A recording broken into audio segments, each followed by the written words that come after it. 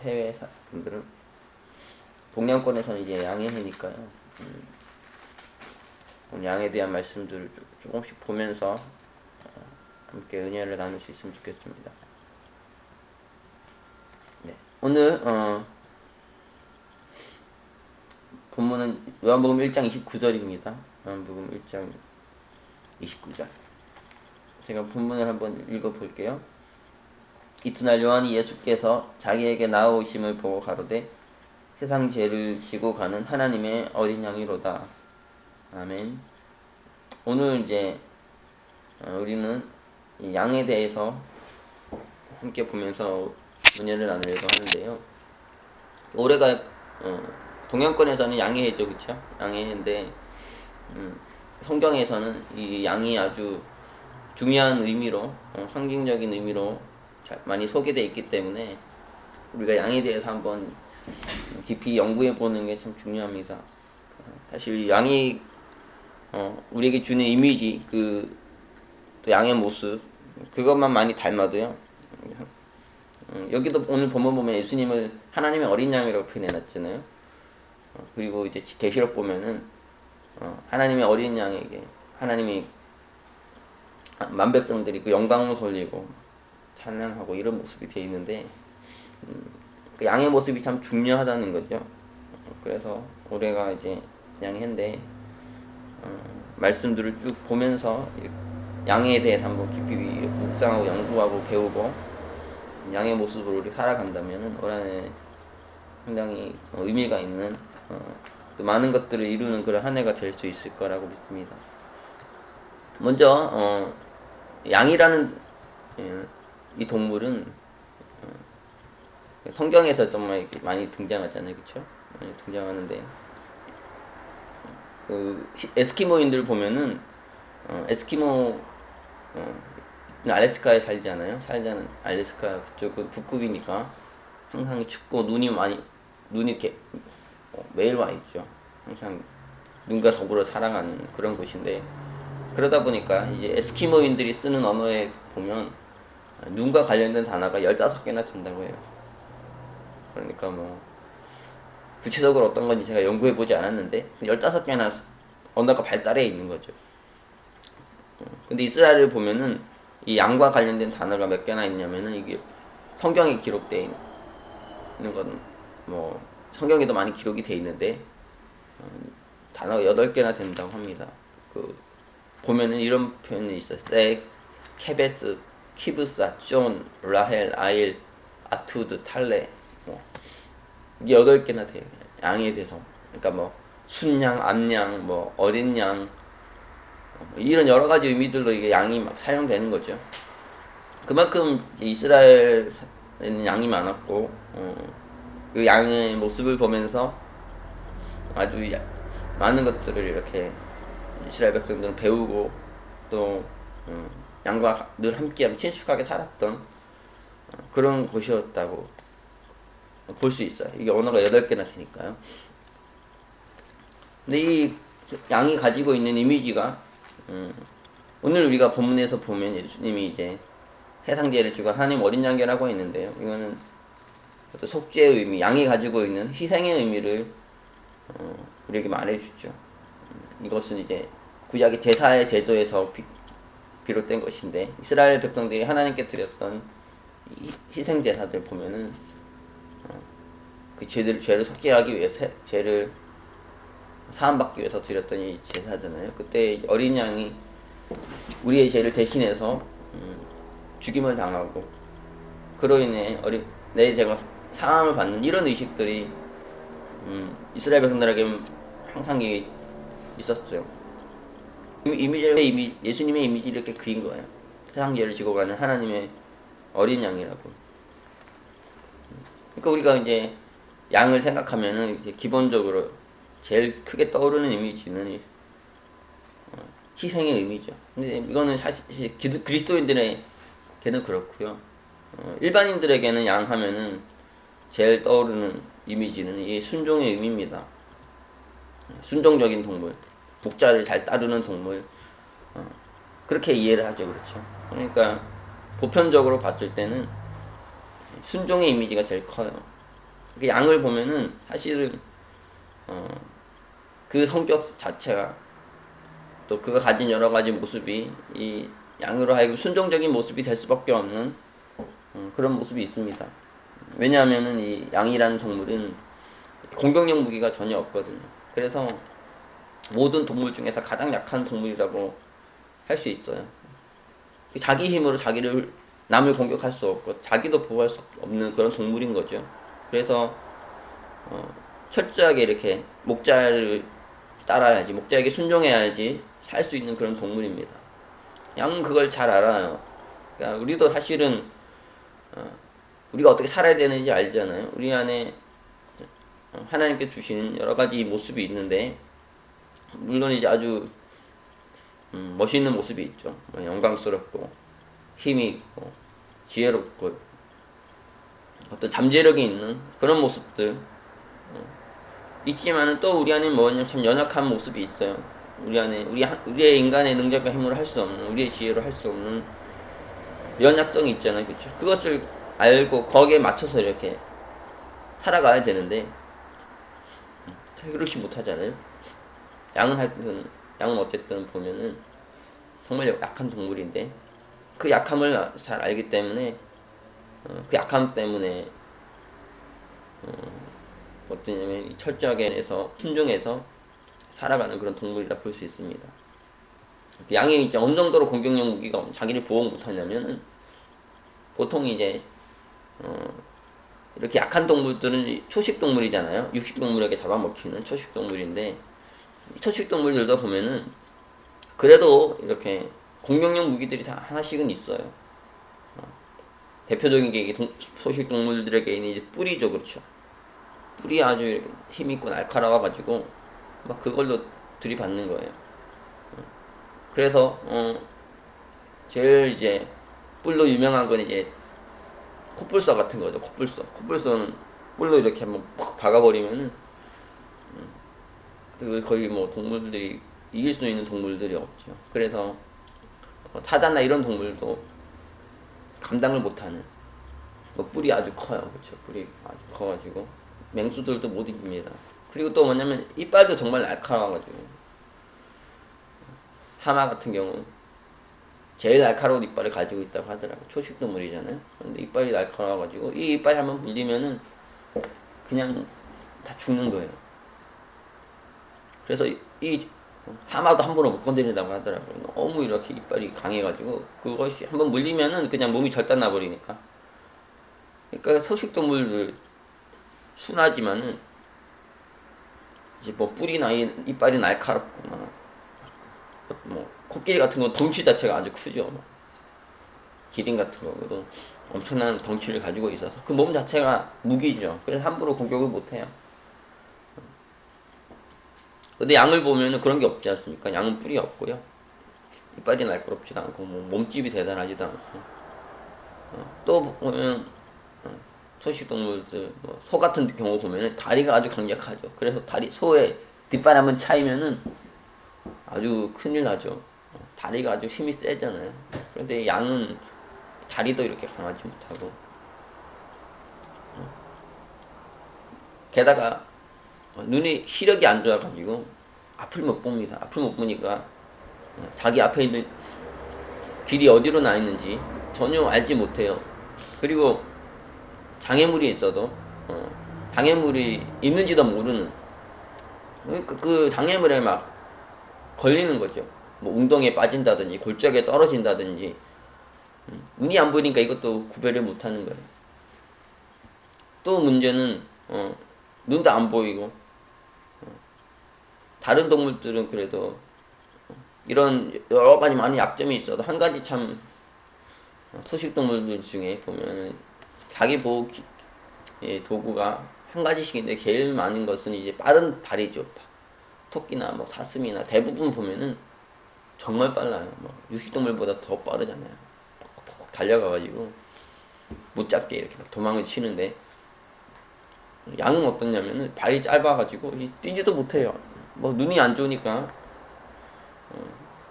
그것도 문제인데 거기다가 이제 뛰는 것조차도 잘 못하니까요. 그 여러 가지로 이렇게 보면 참 정말 자기를 보호하기 힘든, 공격하기 어려운 그런 모습이 있죠. 또 한 가지 이제 보통 이렇게 정말 무기력하고 무능력하고 이런 모습이라면은 보호색을 가진 동물들이 많이 있습니다. 주변에 이제 환경과 자기를 잘 일치시켜가지고 보호색을 만들어서 잘 눈에 안 띄게 많이 만들잖아요. 그 양은 어떠냐면 계속 흰색이죠. 흰색이어가지고 보호색이 없어요. 푸른 덜판에서 보면은 이게 뭐 녹색 중에서 유일하게 이제 흰 점이 눈에 잘 띄게 오히려 양 그런 모습이잖아요.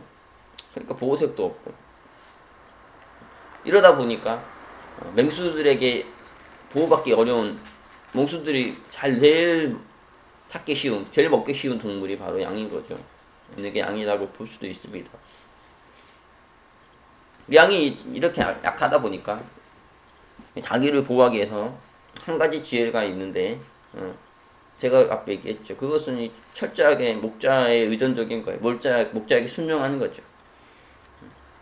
양이 이걸 해봐야 뭐 얼마나 하겠습니까? 자기의 힘과 능력을 할 수 있는 게 너무 없잖아요. 그렇죠? 그렇게 열심히 해봐도 결국은 이제 죽음만이 그에게 다가올 수밖에 없는 것이 양의 모습인데 그 모습 때문에 목자에게 절대 순종하는 거예요. 절대적인 믿음과 사랑의 관계를 맺어서 목자와 더불어 살아가는 것. 이것이 양이 가진 무기죠. 양이 가진 목자에 대한 순종은 참 놀라울 정도인데 목자가 가는 데 어디든지 따라갑니다. 목자가 푸른 초당을 가든지 쉴만한 물가를 가든지 험한 골짜기를 가든지 건조한 광야를 가든지 웅덩이 지나가든지 목자만 믿어요. 비록 순종하기 어려울 수도 있겠지만 뭐 양은 전혀 안 그렇겠죠. 순종할 수 있겠죠.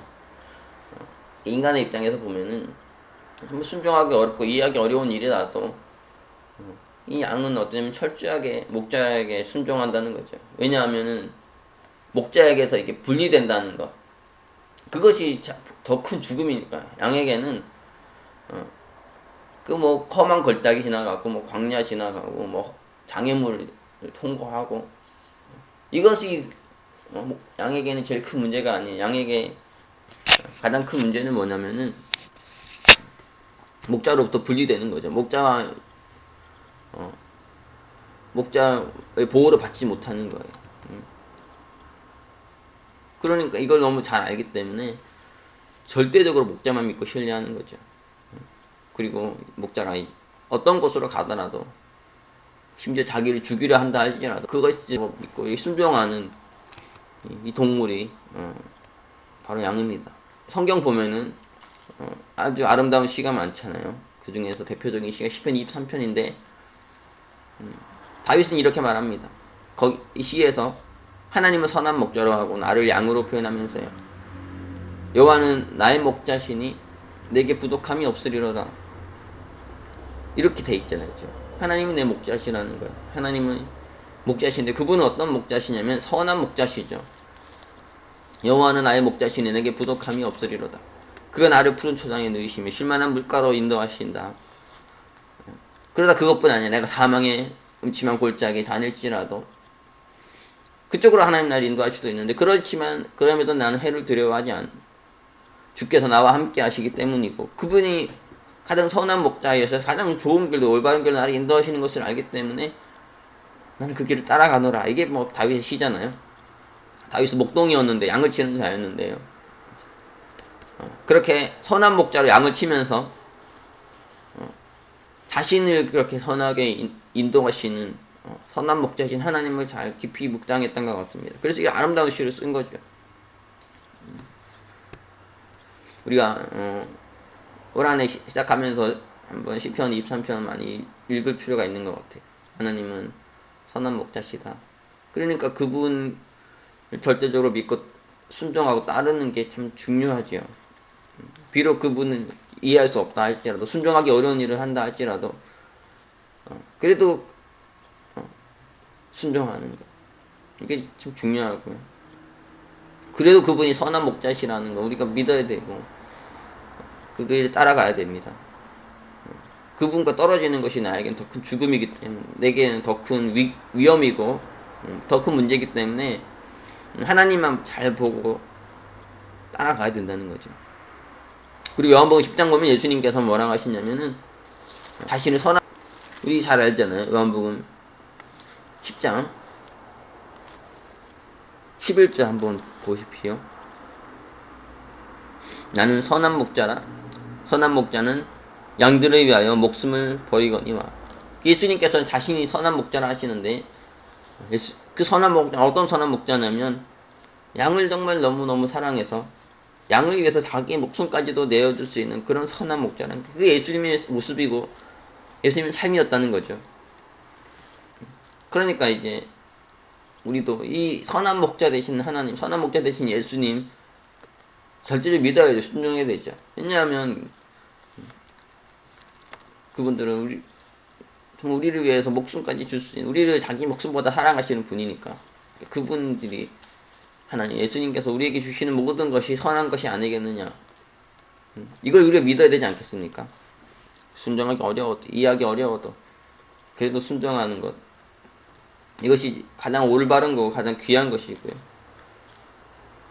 무엇 때문에 그분의 어떤 그것이 믿을만하고 순종할 수 있을만하고 이해할 수 있을만 해서가 아니라 하나님이기 때문에, 예수님이기 때문에, 그분이 선한 목자이기 때문에 우리가 잘 따라가야 되는 거예요. 잘 순종해야 되고.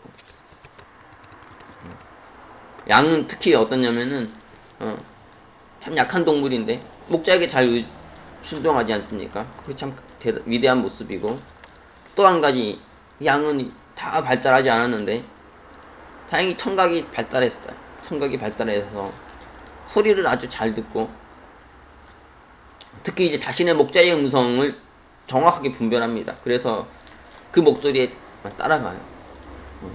10장 3절 5절 보면은 이렇게 돼 있죠. 요한복음 10장 3절 5절. 문지기는 그를 위하여 문을 열고 양은 그의 음성을 듣나니 그가 자기 양의 이름을 각각 불러 인도하여 내느니라. 자기 양을 다 내어놓은 후에 앞서가면 양들이 그의 음성을 아는 거로 따라오되 타인의 음성은 알지 못하는 거로 타인을 따르지 아니하고 도리어 도망하느니라. 양은 자기가 참 약한 동물인 거 알기 때문에 항상 이렇게 뭐라고 할까, 자기 방어적이에요. 조그만 위기가 생기고 어려움이 생겨도 아주 기민하게 반응을 하죠. 물론 다리도 짧고 눈도 안 보여가지고 해봐야 별게 없긴 하지만, 그래서 살기 위해서 막 정말 아주 긴장하며 사는 동물인 거예요. 그래서 아주 예민한데 이 목자의 음성을 정확하게 아는 동물이죠. 그래서 목자의 음성이 들리면 딱 순종해서 가는데, 그 목자의 음성이 아니라는 거 딱 알면은 즉각 그때부터 도망가는 거예요. 여기 이제 문지기가 나오는데 양을 치는 자죠. 양을 우리에 가두고 그 문을 지키면서 양을 돌보는 자인데요. 이 문지기는 양의 이름을 다 정해놓고, 그 양이 정말 많이 있어도 그 양의 이름을 다 기억합니다. 기억해서 첫째는 양순이, 양돌이 이러면서 이렇게 이름을 하나씩 불러주는데요.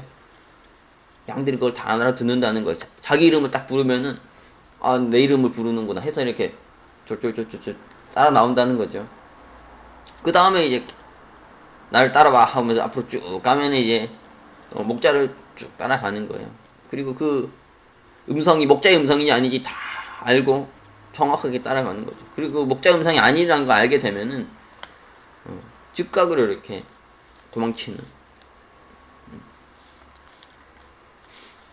양이 참 중요하죠. 목자의 음성을 잘 아는 것.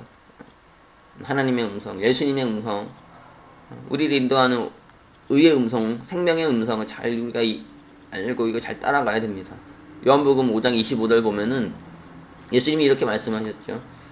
요한복음 5장 25절인데, 진실로 진실로 너에게 이르노니 죽은 자들이 하나님의 아들의 음성을 들을 때가 오나니 곧 이때는 살아나리.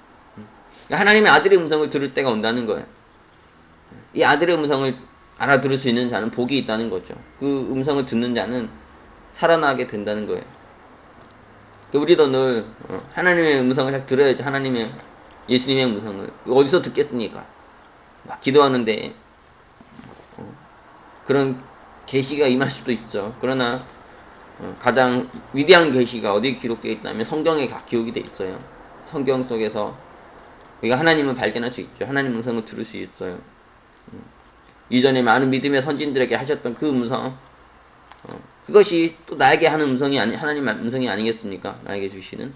그러니까 그걸 잘 보면서 그 선진들에게 주셨던 그 음성을 나에게 주신 음성을 들어야 되는 거예요. 왜냐하면은 비록 우리가 그들은 다르지만 비슷한 삶이 현실 속에 살아가니까 그들도 인생이 어려울 때가 있고 힘들 때가 있고 잘 될 때가 있고 뭐 여러 가지 정황이 있을 때 주님의 음성 듣기 위해서 기도하고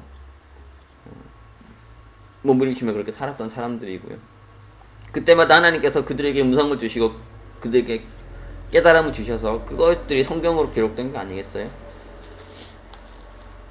그러니까 성경 많이 읽어야 돼요. 많이 연구하고 그러면서 하나님의 음성을, 예수님의 음성을 잘 알아듣는 자들이 돼야 되죠.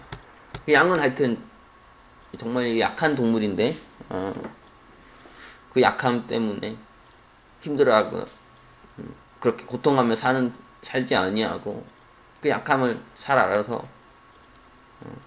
그 약함을 도와줄 수 있는, 보완할 수 있는 그 길을 잘 알고 있죠. 목자에게 순종하고 목자의 음성만 따라가는 그걸 잘 알고 있습니다. 올 한해 이제 우리도 양의 해를 보내야 되는데요. 이 양의 절대적인 순종, 그리고 이 목자의 음성을 정확하게 알아듣는 이 감수성, 이 예민함 가지고 승리하시는 여러분이 되시면 좋겠습니다. 그리고 양하면은 정말 중요한 의미가 뭐가 있습니까? 그 양하면 중요한 느낌이 오는 거지. 첫 번째 이제 약함과 순종에 관련해서 우리가 쭉 보았는데요. 두 번째는 이제 온유함이죠, 그렇죠. 양은 참 성격이 순하고 온유한 동물입니다. 그래서 양은 이제 혼자 사는 동물이 아니라 같이 집단적으로 생활하잖아요. 집단적으로 생활하는데 그 속에서도 서로 싸우지 않아요. 공동체 생활을 참 잘하는 동물인 거죠. 순하고 온유해가지고. 온유한 자는 땅을 기업으로 얻는다 했는데요. 이 공동체적으로 이렇게 잘 지낼 수 있는 동물인 거예요. 근데 호랑이 같은 동물도 보면 어떻습니까? 아주 힘있고 능력이 있잖아요. 축중하죠. 백수의 중에 왕이죠. 이 서쪽 지방, 아프리카나 뭐 중동 이쪽 지방의 맹수가 왕 중에 왕이라면 왕이 중에 왕이 사다라면은 이 동쪽 지방으로 여기에는 이제 호랑이가 제일 강력하고 힘 있는 동물인데 호랑이는 어떠냐면은 공동체 생활을 못해요. 막 싸우죠. 막 이빨로 막 무릎 꿇고 막 그러다 보니까 서로 같이 생활이 안 되는 거예요. 그래서 홀로 어렵게 이렇게 생활해야 되는 그런 동물이 호랑이인데 양은 어떠냐면은 참 성격이 온유하고 순해서 싸우지 않고 이게 화목하게 조화롭게 잘 사는 거예요. 보통 이제 무리가 생기면 그 중에 무리 중에 우두머리를 뽑으려 하지 않습니까? 그 우두머리들이 막 자기가 우두머리 되려고 막 교회 안에서도 그렇고 좀만 이제 교회가 커지고 그러면은 교회가 안 커져요. 그 안에서도 막 누가 힘있냐 힘없냐 막 이렇게 세력 싸움이 있잖아요. 예수님의 제자들 안에서도 마찬가지였어요. 막 서로 누가 높냐 누가 크냐 막 이거 놓고 돌아가시 마태복음에 또는 사복음서에 다 기록이 돼 있는데요. 이게 인간의 모습이죠. 늘 이제 주인이 되려고 하고 머리가 되려고 하고 그래서 그것 때문에 막 싸우고 갈등도 있고 이것이 인간의 모습이고 교회 안에서도 일어날 수 있는 문제인데 양은 어떠냐면은 참 성격이 온유하고 순해서 함께 더불어 살아가는데 싸우지 않는다는 아주 훌륭한 모습이 있습니다. 그리고 보통 이제 동물들이 언제 많이 싸웠냐면은 첫 번째 이제 세력 싸움이죠. 세력 싸움이고 우두머리 싸움 하려고 많이 싸우고 두 번째는 이제 암컷 때문에 싸우죠. 암컷 넣고 막 사생결단 싸움을 합니다. 대부분 보면은 막 사람들도 그렇고요. 사랑이 참 중요하긴 하지만 조화와 질서 속에서 모든 게 이루어질 때 아름다운데 막 목숨도 내걸고 막 싸우는 경우도 있죠. 그 양은 이 암컷 차지하려고도 싸우지 않는 그런 아주 선한 동물입니다. 참 훌륭한 모습이 있죠, 그렇죠? 우리가 이제 양만 보면서도 아씨, 양이 나보다 낫네 이런 생각 하게 되는 것 같아요. 양이 참 훌륭한 동물이죠, 그렇죠? 하나님께서 참 오면 솜씨로 귀한 동물을 만드신 거예요. 그러면서 너희도 양을 보고 배워라. 우리가 물론 이제 피조물 중에 으뜸이고 인간이 만물의 영장이긴 하지만 솔직히 보면 이제 동물들이 더 훌륭한 게 많죠. 우리는 완성된 존재가 아니고 미완성의 존재로서 하나님의 형상을 온전히 드러내며 하나님 영광 이럴 때까지 쭉 가야 되는 그런 과정적인 존재고요. 그런 상황에서 동물들 보면 우리보다 훌륭한 모습이 있는 것 같아요. 특히 양은 아주 그런 더 이렇게 훌륭한 그런 모습들이 많이 있어서 올해 양을 대해서 여러분이 깊이 묵상하고 연구하면서 한 해 보내서 양처럼 살 수 있다면은 아주 의미 있는 그런 한 해가 보낼 수 있지 않을까. 양이 참 온유한데 그래서 서로 잘 함께 공동체적으로 잘 지내고요. 그리고 맹수한테 이렇게 공격당하고 잡아먹힐 때도 어떠냐면은 동물들이나 뭐 아무리 초식동물 힘이 없어도 잡아먹힐 때는 누가 죽고 싶습니까? 생명이 다 귀한 거잖아요. 그래서 살려고 막 발버둥 치고 쥐도 말이죠. 코너에 몰리면 막 고양이를 문다고 실제 그런지는 제가 안 봐서 모르겠는데 코너에 몰리면은 쥐도 가만히 안 있다는 거. 살아나려고 말이죠. 근데 양은 어떠냐면 맹수에게 잡아먹혀도 반항하지 않고 소리 지르지 않고 이렇게 조용하게 잡아먹힌다는 참 온유한 이 급치죠, 그렇죠. 그리고 보통 이 중동 지방에서 오늘날도 그렇지만은 양을 많이 마늘 양 목양했던 이유는 이 털을 얻으려고 하는 거였어요. 그러니까 고기나 뭐 젖을 먹으려고. 그것도 물론 있지만 고대에 이제 추운 곳에서 이 몸을 보호할 수 있는 따뜻하게 온기를 보호할 수 있는데 양털만큼 좋은 게 없으니까요. 이 양털이 참 중요했어요. 그리고 꼭 양털을 한 번씩 이렇게 깎아주잖아요. 이렇게 깎아서. 근데 이 목자가 털을 깎는 사람이 실수해가지고 이 날카로운 칼로 살점을 쑥 베는 경우가 있습니다. 그럼 막 피가 막 줄줄 흐르는. 그러면 이제 얼마나 아프겠어요. 피도 막 흐르고. 그러면 혈기도 날 수 있고 막 아파라 하면서 소리도 지를 수 있고 날뛸 수도 있고요. 막 들이받을 수도 있고 한데 양은 그냥 피가 그렇게 살점이 떠져 나가고 피가 줄줄 흘러도 가만히 있다. 로마의 군병들이 채찍으로 예수님 막 살점을 뜯잖아요. 채찍을 때려가지고 살점이 뭉퉁뭉퉁 날아가는데 이런 험한 꼴을 예수님께 당하신 거죠. 얼마나 고통스러우셨겠어요. 근데 예수님 모습 보면 너무나 온유하게 그 모든 것을 감당하셨던 그걸 참고 견디셨던 그런 모습이 성경에 잘 기록이 돼 있죠. 그 양이 그런 훌륭한 놀라운 모습이 있어요. 이렇게 살점이 떨어져 나가고 피가 흘러도 소리 지르지 않고 반항하지 않고 막 혈기 내지 않고. 이거 이제 좀 대조적인 성격의 동물이 이제 염소인데 양과 염소를 많이 성경 보면 비유를 하지 않습니까? 사실 하나 같은 동물이라고 볼 수 있는데요. 성격이 좀 다릅니다. 그런데 이 성격이 아주 염소는 난폭하죠. 그래서 평소에 목자가 잘해주면은 막 목자를 잘 따르는데요.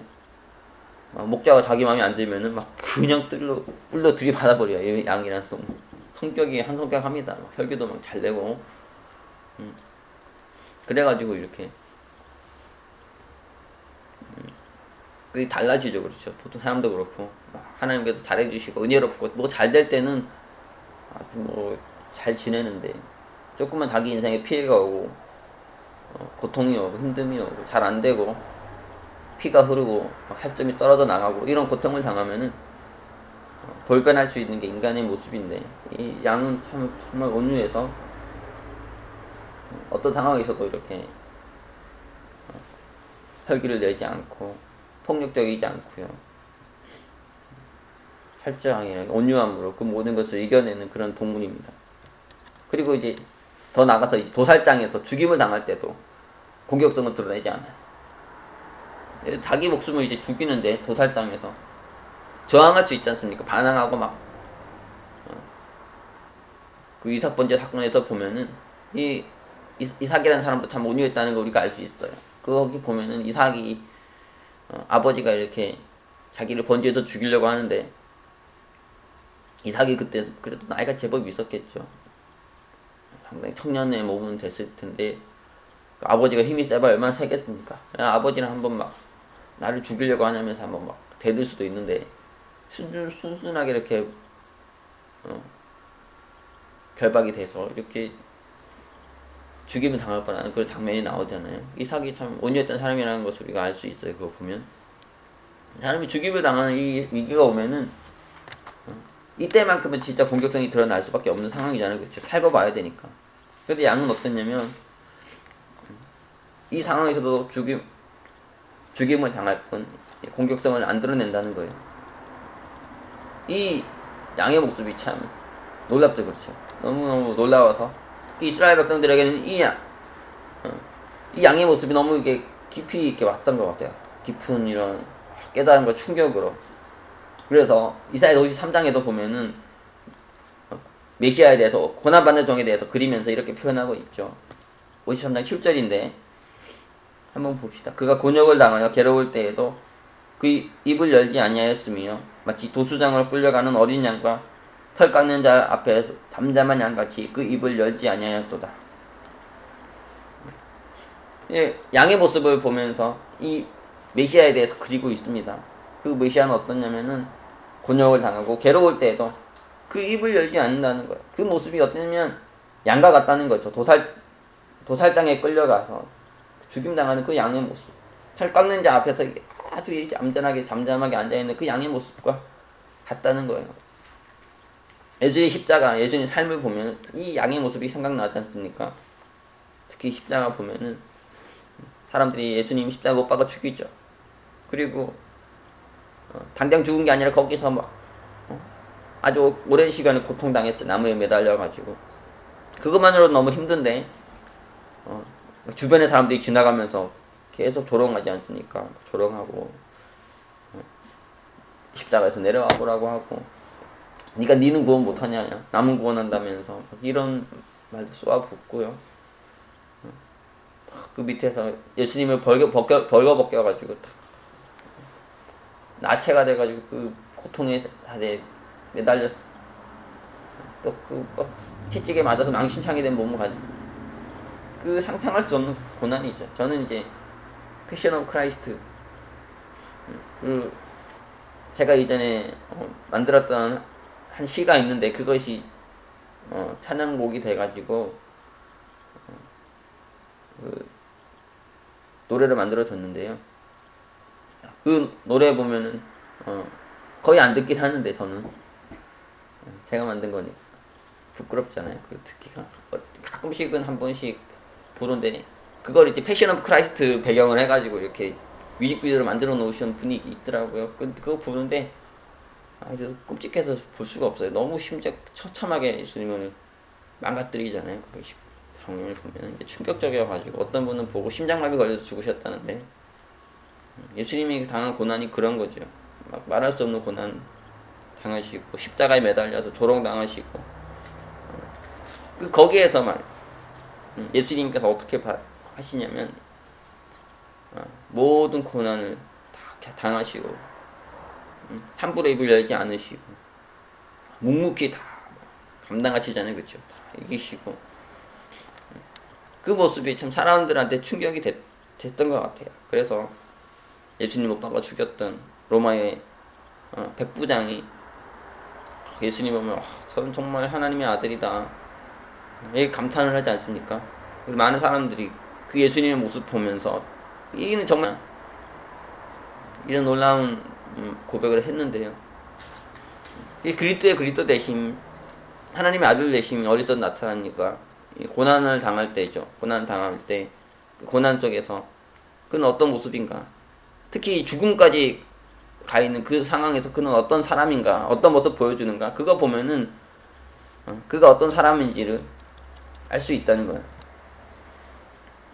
저는 이제 참 신앙을 하며 항상 생각을 해보게 되는데요. 잘 될 때는 누구나 다 잘합니다. 잘 될 때 못한 사람은 별로 못 보는 것 같아요. 잘 될 때는 다 잘하는데 그 사람의 진면목이 언제 나타나? 그의 참 신앙이, 그의 참 존재가, 참 인격이 언제 드러나냐면 위기에 처해 보면 딱 드러나죠. 정말 위기에 처했을 때, 고난 가운데 처했을 때, 십자가의 죽음의 자리에 그 딱 죽어주면은 거기에서 이제 본색이 드러나는 거예요. 싹 파함이 말. 근데 예수님은 어떠냐면 그 참 어렵고 힘든 자리인데 하나님의 아들의 영광을 드러내잖아요. 그 모습이 어떻게 드러나냐면 막 칼과 창으로 막 하고 마지막 어떻게 하면 좀 이런 표현이 맞냐면 막 발악하듯이 막 혈기 내고 막 폭력적으로 막 하려고 한다든지 막 욕을 한다든지 막 변명을 한다든지 막 이런 게 아니에요. 모든 고난을 묵묵히 지는 이 모습, 그것이 그리스도의 모습이죠. 하나님의 아들의 모습이라는 거. 양이 이런 동물이고 우리가 올해 한 해를 보낼 텐데 어찌 좋은 일만 있겠습니까? 여러분이 안 좋은 일도 많이 생길 수 있고 기분 나쁜 일도 생길 수 있고 힘들고 어려운 일이 생길 수 있고요. 여러분이 시험에 들게 하는 일들, 욕 나오게 하는 일들 생길 수도 있죠. 십자가에 못 박아서 여러분 생명을 죽일 것 같은 그런 수많은 상황 가운데 여러분이 처할 수도 있죠. 여러분 그때 양을 생각하세요. 끝까지 온유함을 잃어버리지 않았던, 죽임을 당해도 할점이 떨어져 나가도 담담하고 하고 당했던 이 모습에 참 영광이 있고 강함이 있고 능력이 있는 거죠. 힘이 있어요. 예수님도 마찬가지고요. 우리가 언제 가장 강해집니까? 어린 양의 모습을 가질 때죠. 고난당하는 그 고난 속에서 묵묵히 그것을 다 감당하는 이 모습 속에서 정말 강함이 드러나는 거고 영광이 드러나는 것 같아요. 오늘 제가 양에 대한 말씀을 선택해서 쭉 보았는데 여러분 이유가 있어요. 그렇죠? 한번 깊이 봐야 된다고. 양에 대한 이 말씀을 깊이 한번 우리가 들으면서 한번 생각을 해봐야 돼요. 양이라도 그런 게 아니라 이 양이라는 동물은 참 우리가 곁에 두면 한번 깊이 연구해 볼 필요가 있고 생각해 볼 필요가 있는 동물이죠. 놀라운 동물이에요. 올 한해는 또 특히 양의 해니까 더 양에 대해서 우리가 깊이 있게 묵상하면서 양의 모습을 닮아가는 한 해가 되면 좋겠고요. 그래서 하나님의 영광을, 하나님의 아들의 영광을 드러내는 온유함으로 위대한 승리의 역사를 이루는 그런 저와 여러분이 다 되면 좋겠습니다. 올 한해 잘 될 수 있기를 여러분 기도하시죠. 모든 것이 잘 될 수 있기를. 여러분 기도하고 소망한 바가 다 이루어지길 기도하겠지만 또 여러분 알고 있죠. 다 그렇게는 안 된다는 것을. 물론 불신일 수도 있는데요.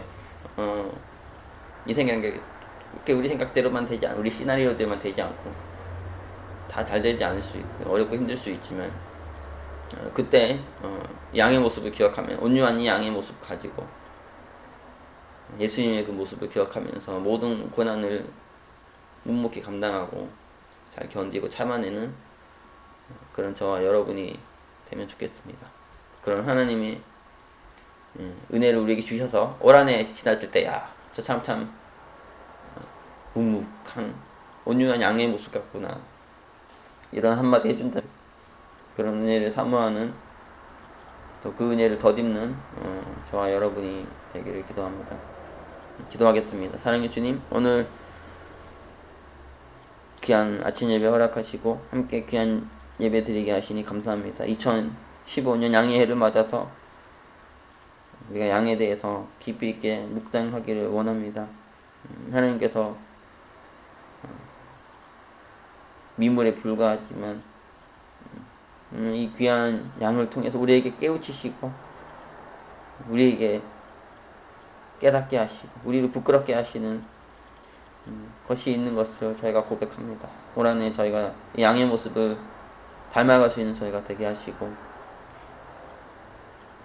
그래서 진정한 승리를 체험하는 저희가 되게 하여 주시옵소서. 우리도 심히 약하고 연약하고 부족하오나 더 주께 순종하는 삶 살게 하시고, 또 이해할 수 없고 감당하기 어려운 현실 속에서도 온유함을 잃지 아니하고 끝까지 묵묵히 참고 견디며 고난을 당하며